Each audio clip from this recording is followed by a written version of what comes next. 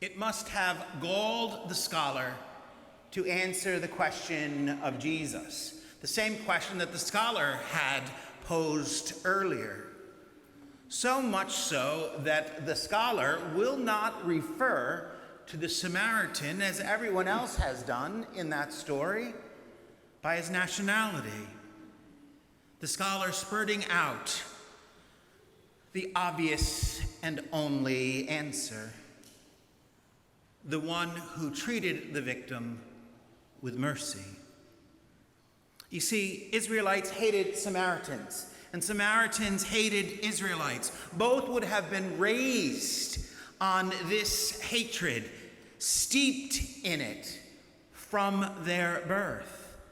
The Samaritan seeing the Israelite as denying God by being hard-hearted and inflexibly rigid, and the Israelite seeing the Samaritan as being unfaithful, lax, and ritually unobservant.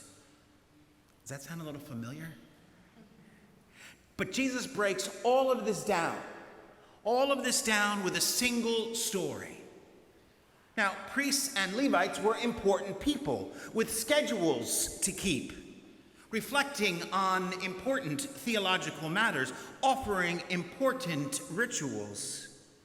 And the law made provision for them to bypass the victim, so they would remain ritually pure. Provision, but still inexcusable. Now, priest, Levite, Israelite was a common grouping of three at the time of Jesus, and everyone listening to that parable would have expected an ordinary Israelite to come next and to save the day. Instead, to the shock of everyone, especially to the scholar, it was a Samaritan. Our neighbor, whom we are called to love as ourselves, may not necessarily be someone we like, nor someone like us, nor someone of our faith, nor someone of our nationality, race, color, age, citizenship, gender, orientation, or politics. And this is why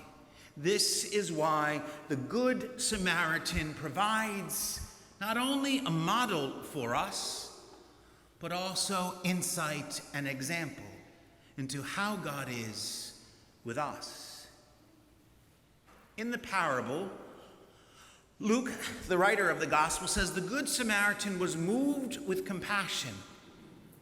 And Luke uses the Greek word splanchnizomai, a word originating from the term for bowels, used here by Luke to mean someone deeply affected all the way to the bowels, all the way to the core. In other words, the Samaritan's response is visceral,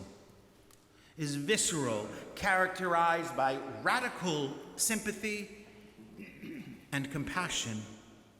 Now, splanchnizomai throughout the New Testament is used almost exclusively with Jesus, in reference to Jesus, who is always moved, but strongly moved by the poor, the sick, the suffering, the grieving. The Good Samaritan then pours oil and wine on the man's wounds. Oil softened the wounds, and the alcohol in the wine acted as an antiseptic or disinfectant. Some would say, though, he was wasting good oil and good wine. Like the Samaritan, like Jesus with us, we seek to soften wounds with the balm of mercy, preventing ourselves and others from hard-heartedness. We seek to disinfect our world, ourselves and others, from the viruses of bitterness and hatred. It is not easy, but we are called to pour out mercy, to pour out compassion, even though some would say it is wasted. The Good Samaritan then brings the man to the inn to be taken care of there properly, as the Samaritan does, as Jesus wants with us. We are to come ourselves and bring others to be taken care of in the inn, which is the church.